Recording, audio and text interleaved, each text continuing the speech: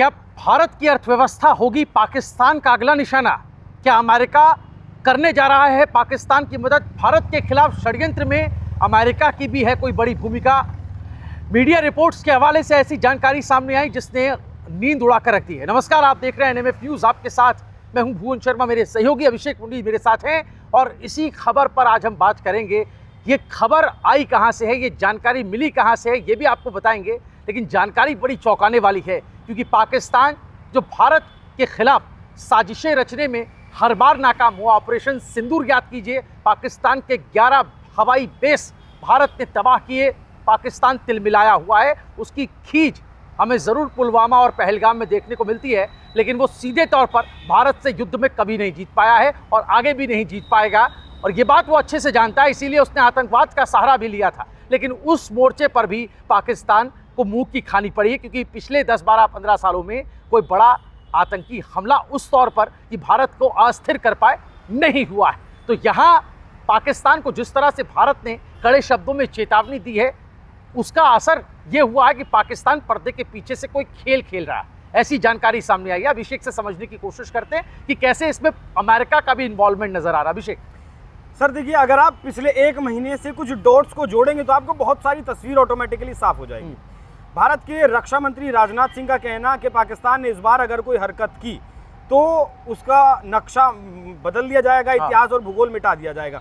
नाम लिया जाता है सर क्रीक का। रक्षा मंत्री राजनाथ सिंह के द्वारा कहा जाता है कि इस बार अगर सर क्रीक में कुछ करने की कोशिश की। सर क्रीक वो जगह है जहां पर भारत और पाकिस्तान का बॉर्डर है, गुजरात से बॉर्डर लगता है। हालांकि इस बॉर्डर पर विवाद पहले भी हुआ है और इस विवाद को सुलझाया भी गया है, लेकिन पाकिस्तान यहां एक बार फिर से एक्टिव हुआ है। गुजरात में क्यों? गुजरात से भारत की अर्थव्यवस्था का एक बड़ा चंक चलता है। देखिए, अडानी के जो रिफाइनरीज हैं वो कहाँ है? यहाँ है। अंबानी की जो रिफाइनरी है वो कहाँ है? वो गुजरात में है। ऐसे में ऐसा हो सकता है कि इस बार का जो टारगेट है वो क्रूज मिसाइल के जरिए जो चाइना से या फिर अमेरिका से लेता है वो गुजरात में टारगेट किया जाए। रक्षा मंत्री राजनाथ सिंह का बयान, उसके बाद हमारे सेना अध्यक्ष उपेंद्र द्विवेदी का बयान, वो भी सेम लाइन को दोहराते हैं कि पाकिस्तान ने अगर हरकत की तो नक्शा बदल दिया जाएगा, इतिहास भूगोल बदल दिया जाएगा। उसके बाद मौजूदा वक्त में आइए, पिछले 3 दिन में पाकिस्तान का जो फील्ड मार्शल मुल्ला मुनीर है वो पिछले 3 दिन में भारत को 2 बार परमाणु हमले की धमकी दे चुका है। आज ही का बयान है उसका, आज फिर उसने परमाणु हमले की चेतावनी दी, कहा कि अगर भारत इस बार कुछ करता है तो सीधा परमाणु हमला किया जाएगा। इससे पहले भी एक दिन पहले उसने धमकी दी थी। उससे पहले जब वो अमेरिका में मिलने गया था पहली बार ट्रंप से, तो वहां उसने जो अमेरिका में पाकिस्तानी रहते हैं एक प्रोग्राम में उन्हें संबोधित करते हुए परमाणु हमले की धमकी दी थी। मतलब अमेरिका की धरती से भारत को परमाणु हमले की धमकी दी गई थी और अमेरिकी प्रशासन की तरफ से, अमेरिकी सरकार की तरफ से कोई जवाब नहीं आया था। क्या एक सफाई नहीं आनी चाहिए थी ट्रंप प्रशासन की तरफ से कि नहीं, हमारा कोई इन्वॉल्वमेंट इसमें नहीं है? लेकिन नहीं आती है। अब आप समझिए, अभी $440 मिलियन अभी 2 महीने पहले ट्रंप प्रशासन की तरफ से दिए गए हैं पाकिस्तान को उसकी एयरफोर्स की व्यवस्था को सुधारने के लिए। चीन ने ये कहा है कि 50% के आपको डिस्काउंट पर वो जो उसका 5th जनरेशन GF-35 है उसे देने के लिए तैयार है। उसके बीच डील भी हो गई है। अभिषेक, एक बात यहाँ पे ज़रूर जोड़ना चाहता हूँ कि इसका इस खबर का एक पहलू है, वो खबर का पहलू अर्थव्यवस्था से जुड़ा हुआ है। और भारत जिस तेज़ी के साथ भारत की अर्थव्यवस्था बढ़ रही है, भारत का जो डिप्लोमेटिक जो रिलेशन है वो तेज़ी के साथ विकसित हो रहे हैं, उससे अंदाज़ा लगाया जा सकता है कि भारत एक तीसरे ध्रुव के तौर पर वैश्विक फलक में जियोपॉलिटिक्स में अपना एक महत्वपूर्ण स्थान रख रहा है। और ये बात मेरे ख्याल में चीन, पाकिस्तान और अमेरिका की आंखों में चुभ रही है। और शायद यही एक वजह है कि भारत की इकोनॉमिकल स्टेबिलिटी को नुकसान पहुँचे, वो अस्थिर हो, इसकी एक कोशिश कहीं ना कहीं आपको लगता है। क्योंकि जब आप इंफ्रास्ट्रक्चर की बात करते हैं, जब आप रिफाइनरीज की बात करते हैं, जब आप बड़े बड़े उद्योगपतियों के निवेश की बात करते हैं, तो ऐसा लगता है कि पाकिस्तान कहीं ना कहीं, और आपने कहा कि कोई बयान ट्रंप शासन का आता नहीं, अमेरिका की तरफ से कोई ठोस बयान इस पर आता नहीं, ऑफिशियल स्टेटमेंट आता नहीं, तो इसको एक मौन समर्थन समझा जाए क्या? देखिए, तेल का खेल तो बहुत बड़ा है सर। इसे तीन हिस्सों में समझाने की कोशिश करता हूं। तेल का खेल तो बड़ा जी। है। अमेरिका और यूरोप लगातार भारत के ऊपर दबाव बना रहे कि रशिया से तेल ना खरीदे, क्योंकि भारत रशिया से तेल खरीदता है, रिफाइन करके अपने देश में बेचता है और उसी तेल को रिफाइन करके वो यूरोप में भी भेजता है, जिससे वो डॉलर कमाता है। दूसरा, अगर अर्थव्यवस्था की जो आपने बात की, फिलहाल चीन की जो मौजूदा ग्रोथ रेट है वो 2.1% है। अमेरिका की जो ग्रोथ रेट है वो 2.0% है। भारत की जो ग्रोथ रेट है वो 6.8% है। और इस ग्रोथ रेट को IMF मानता है, वर्ल्ड बैंक बताता है, या फिर दुनिया की जितनी भी ये रेटिंग जारी करने वाली एजेंसियां हैं, मूडीज हुआ, सब इस बात की तस्दीक करती हैं। ये एक बहुत बड़ा सवाल है। देखिए 1990 के बाद हेनरी किसिंजर ने जिस तरीके से कहा था अमेरिका को और यूरोप के देशों को कि आप चीन में निवेश करिए, चीन में निवेश किया तो आज चीन $18.5 ट्रिलियन की अर्थव्यवस्था है और किसका मुकाबला कर रही है? अमेरिका का मुकाबला कर रही है। अमेरिका की सबसे बड़ा दुश्मन आज कौन है? वो चीन है। और अमेरिका नहीं चाहता कि एक और दुश्मन मतलब इस तरीके से पैदा किया जाए। अमेरिका सबसे ज़्यादा पैसा कहाँ से कमाता है? दुनिया भर में हथियार बेचकर। चीन दूसरे नंबर पर आता है हथियार बेचने में, और अब प्रोडक्शन भारत ने भी हथियारों का शुरू कर दिया है। 2025 में, मतलब माफ कीजिएगा 2024 में भारत ने 50,000 करोड़ रुपए का हथियार एक्सपोर्ट किया है, बेचा है, और इस बात को खुद रक्षा मंत्री राजनाथ सिंह ने बताया है। तो अब भारत दूसरे देशों को जब हथियार बेचेगा तो कहीं ना कहीं वो इन देशों की मार्केट को कैप्चर करेगा, क्योंकि भारत का हथियार सस्ता है। अगर आप एक छोटा सा अंदाजा आप लगाएं कि एक तोप का गोला अमेरिका से अगर $2,000 का मिल रहा है तो भारत उसे $200 में बेच रहा है, क्योंकि उसमें हमें $200 में भी बेचकर कमाई है। तो ज़्यादा लोग लेना पसंद किसका करेंगे? ऑपरेशन सिंदूर में हमने हथियारों का जो प्रदर्शन किया है, हथियारों की जो सटीकता थी वो दिखाई है।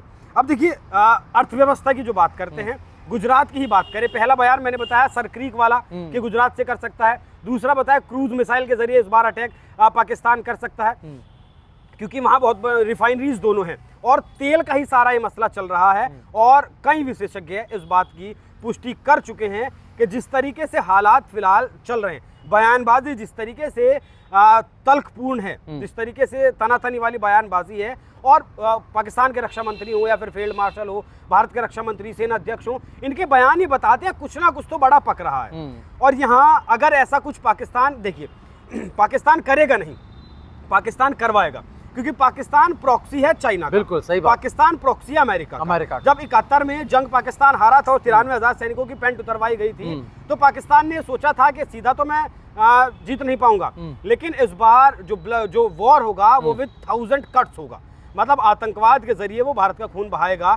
और चीन बिल्कुल नहीं चाहेगा कि भारत अगले 10-15 सालों में जिस तरीके से भारत की ग्रोथ रेट है और भारत के पास जो युवा शक्ति है, भारत का लगभग 35% से ज्यादा जो आबादी है वो 25 से 35 साल के बीच में है, जो दुनिया में सबसे ज्यादा है। चीन की आबादी भी उतनी युवा नहीं है, पाकिस्तान की आबादी, अमेरिका की आबादी भी उतनी युवा नहीं है। अमेरिका की आबादी तो खैर अब नशे में वो फिलहाल धूत है, उसे कुछ समझ नहीं है, तो चीन बिल्कुल नहीं चाहेगा। एक सवाल अभिषेक, चूंकि वक्त का भी तकाजा है, लेकिन गुजरात का बार बार जिक्र आ रहा है, हमारा पश्चिमी सीमा है गुजरात से लगती हुई, वो कैसे सेंसिटिव है? थोड़ा सा ये हमारे दर्शकों को आसान भाषा में समझाएं। अगर वहाँ पर कुछ होता है, ऐसा मिसहैपनिंग होती है या ऐसी कोई कोशिश पाकिस्तान करता है, तो उससे कितना बड़ा झटका लग सकता है भारत को? देखिए भारत को भी बहुत बड़ा झटका लग सकता है और दुनिया को भी बहुत बड़ा झटका लग सकता है, क्योंकि अगर पाकिस्तान ने उधर से अटैक प्लान किया और भारत की किसी एक रिफाइनरी पर भी अटैक हुआ, तो आप देखिए कि भारत में जो तेल के प्राइसेस हैं वो शूट करेंगे।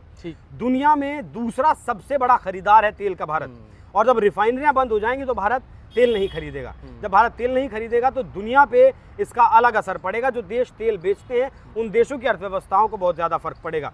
देखिए जो पश्चिम से लगता हुआ जो बॉर्डर है, वहाँ पे एक नहर की तरीके से कह सकते हैं कि एक हिस्सा भारत की तरफ है, एक हिस्सा पाकिस्तान की तरफ है, और बीच में एक नहर की तरीके का एक वाटर कैनाल है। मैप के जरिए आप समझ सकते हैं। मैप ये आप देखिएगा, जो लाल वाली रेखा है, इस लाल वाली रेखा तक भारत बताता है कि ये बॉर्डर है, यहाँ पर इंटरनेशनल बॉर्डर जो लगता है वो ये लगता है। बाकी जो ग्रीन वाली लाइन आप देख रहे हैं, इस पर दावा करता है पाकिस्तान कि ये लाइन ऑफ कंट्रोल है या फिर ये बॉर्डर है। इन दोनों लाइनों को लेकर ही दोनों देशों के बीच विवाद है और बवाल है। गुजरात भारत के लिहाज से बहुत संवेदनशील इसलिए भी हो जाता है कि भारत के जो दो प्रमुख बड़े नेता हैं, भारत के प्रधानमंत्री हो या फिर भारत के गृह मंत्री हो, वो दोनों भी गुजरात से आते हैं। भारत का सूरत में आप देखिए हीरे का बहुत, दुनिया एशिया में सबसे बड़ा जो कारोबार है हीरे का, वो कहाँ है आपका? सूरत में सबसे ज्यादा एशिया का हीरा अगर कहीं कटता है, कटिंग होता है, तो वो सूरत में ही होता है। बिल्कुल। दुनिया के मतलब भारत के जो दो सबसे बड़े व्यापारी हैं वो गुजरात में है, रिफाइनरीज गुजरात में है, और भी बहुत सारी चीज़ें गुजरात से चलती हैं। टेक्सटाइल का बहुत बड़ा बिजनेस गुजरात में है। तो गुजरात अगर एक बार प्रभावित करने में पाकिस्तान कामयाब होता है, हाँ। तो आप समझ लीजिए कि उसने पूरे भारत को ही अपनी चपेट में ले लिया। और इसी वजह से इससे पहले आपने ये बयान नहीं सुना होगा रक्षा मंत्री का कि भूगोल और इतिहास बदल देंगे। मतलब जानकारी है। रोक ने एक रिपोर्ट भी भारत सरकार को अभी पिछले हफ्ते दिया है किस तरीके से बलूचिस्तान को पहले बिल्कुल टारगेट करेगा पाकिस्तान, बलूचिस्तान के जरिए फिर घूम कर वो भारत में घुसपैठ करने की कोशिश करेगा। तो एक बहुत डिटेल्ड रिपोर्ट है, उसमें बहुत वक्त लगेगा। वो भारत सरकार को रॉ ने सौंपा भी है। तो अभी देखना होगा कि मुल्ला मुनीर जो धमकी दे रहा है, क्योंकि पिछले कई महीनों से वो बिल्कुल शांत था, बिल्कुल कोई धमकी नहीं दे रहा था। अब आए दिन लेकिन जैसे मुतक्की का दौरा हुआ और हमला हुआ दोनों देशों के बीच, तालिबान और पाकिस्तान के बीच, उसके बाद 3 दिन में 2 धमकी देना मुल्ला मुनीर की, वो दिखाता है कि कुछ बड़ा प्लान चल रहा है। चीन और अमेरिका का समर्थन उसे है। अमेरिका में भी वो 3 यात्राएं पिछले 4 महीने में कर चुका है। तो यहाँ भारत को बहुत ज्यादा सतर्क रहना होगा और मुनीर की धमकी को बहुत ज्यादा संवेदनशील लेना होगा। बिल्कुल। और मुनीर की आपने बात करी तो बोल मुनीर के हैं, ज़बान मुनीर की है, लेकिन पीछे से ताकतें कोई और हैं, और वो ताकतें कौन है उसको एक्सपोज हमने किया इस वीडियो में।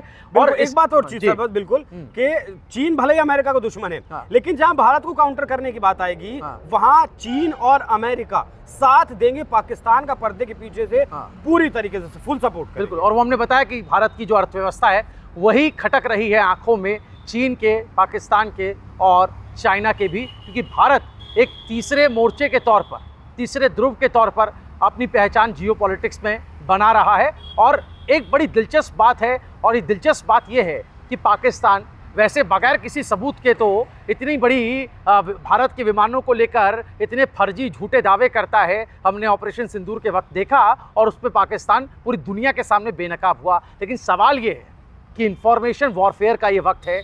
अगर खुदा न खास्ता कोई मिसाइल, कोई एक ड्रोन अगर छोटा भी नुकसान पहुंचाता है भारत में, तो उसका इस्तेमाल पाकिस्तान किस तरह से इंफॉर्मेशन वॉरफेयर के तौर पर करेगा और कैसे दुष्प्रचार का एक प्रोपेगेंडा चलाएगा, ये हम अच्छे से उसकी फितरत से वाकिफ़ हैं। इस बारे में आपकी राय क्या है? आप क्या कुछ कहना चाहते हैं? कमेंट ज़रूर कीजिएगा। इस वीडियो को ज़्यादा से ज़्यादा शेयर करें। देखते रहिए NMF न्यूज़।